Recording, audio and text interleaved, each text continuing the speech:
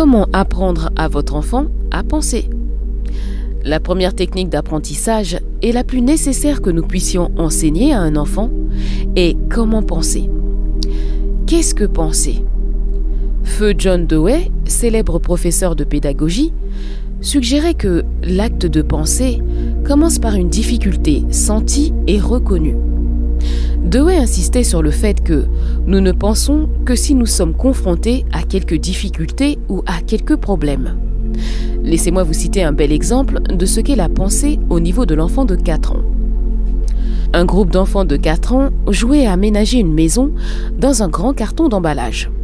Ils avaient construit un certain nombre de meubles rudimentaires avec leurs cubes.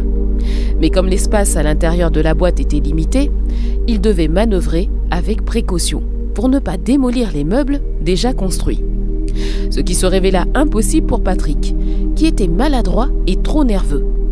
Après une douzaine d'accidents, le père de la famille annonça, comme s'il venait de faire une découverte passionnante: « Il nous faut un chien.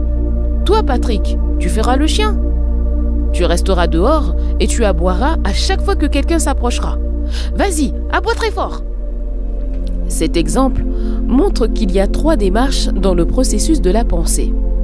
La première est une difficulté dans votre vie. Dans le cas des enfants, par exemple, le problème était ce Patrick maladroit qui bousculait les objets dans la cabane. La seconde démarche de la pensée consiste à former une hypothèse ou une idée qui résoudra le problème. Le père de famille découvre l'idée. « Patrick, tu feras le chien. » Sous-entendu, comme cela, tu resteras hors de la maison, mon vieux, et tu cesseras de tout renverser. La troisième étape est la solution du problème, quand Patrick accepte le rôle du chien.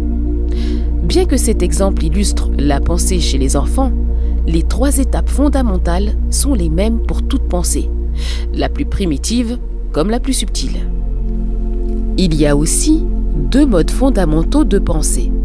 Ce que le docteur Jérôme Brunner, professeur de psychologie à l'université d'Harvard, appelle la pensée de la main droite et la pensée de la main gauche.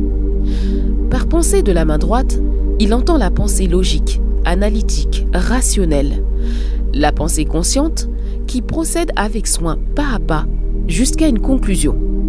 C'est le genre de pensée qu'on cultive et qu'on apprécie dans les écoles, les collèges et qu'on essaye d'enseigner aux enfants. Mais il existe un autre type de pensée, souvent négligé dans les écoles. C'est la pensée de la main gauche, qui est intuitive.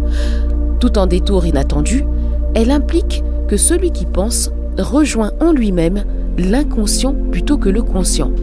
C'est ce type de pensée qui permet les grandes découvertes scientifiques ou les innovations radicales dans le domaine des affaires ou de la politique.